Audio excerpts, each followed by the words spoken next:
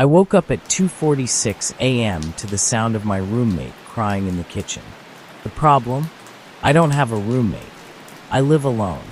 I moved into the apartment 3 months ago. It was a decent place, small, a little old, but cheap enough for my budget.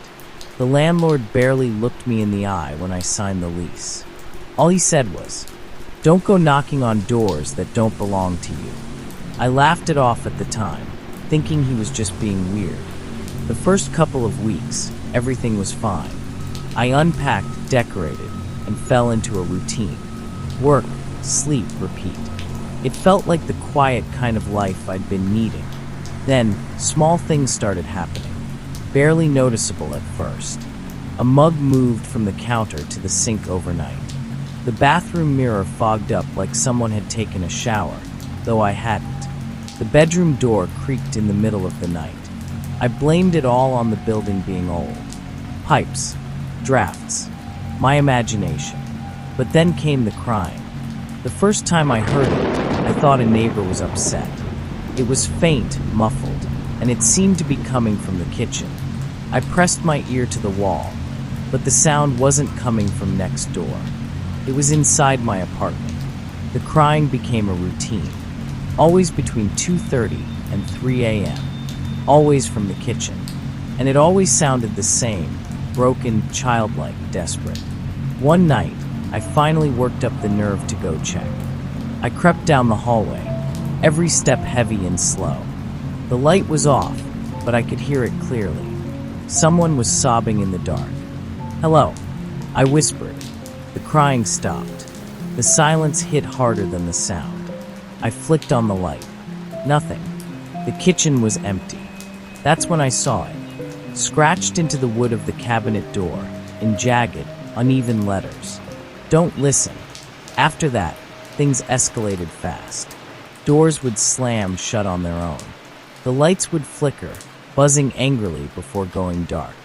I'd wake up to find my phone across the room, recording hours of silence. But sometimes, there were whispers on the recordings. Not words, just breathing. And sometimes laughter. The crying grew louder. I'd hear footsteps pacing the hallway outside my bedroom. Sometimes they stopped right at my door as if waiting. Sometimes the doorknob rattled. I started locking the door every night. But every morning, without fail, it would be cracked open an inch. I asked the landlord about it. He froze, avoided eye contact, and said only one thing: "You shouldn't stay here. People don't last long in that unit." I pressed him for details, but he walked away. Later, I looked up the building's history online. There was nothing. No deaths. No news articles. No accidents. It was like my apartment didn't exist before I moved in. I even tried inviting friends over. But whenever I asked them to stay the night, they always refused. Said the place gave them a bad feeling. One friend didn't even make it past the doorway. She just turned pale, muttered, "Someone's already here," and left without explaining. Last week, I hit my breaking point.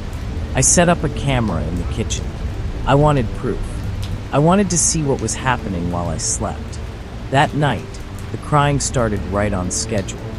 I stayed in bed, staring at the ceiling, my heart pounding. In the morning, I grabbed my phone and checked the footage. At 2:46 a.m., the camera shook. The crying started faint, then grew louder. And then a shadow moved across the frame. Not a person, not anything I could recognize. It was tall, wrong, like it bent at the wrong angles. And then it looked directly into the camera. The screen went black. When the feed returned, there were fresh carvings on the cabinet. The words burned into my mind. "Don't leave." The next night, I tried to leave. I packed a bag, grabbed my keys, and headed for the door. But when I touched the handle, the crying started, louder than ever, right in my ear. It wasn't coming from the kitchen this time. It was inside the walls, all around me. I yanked the door open.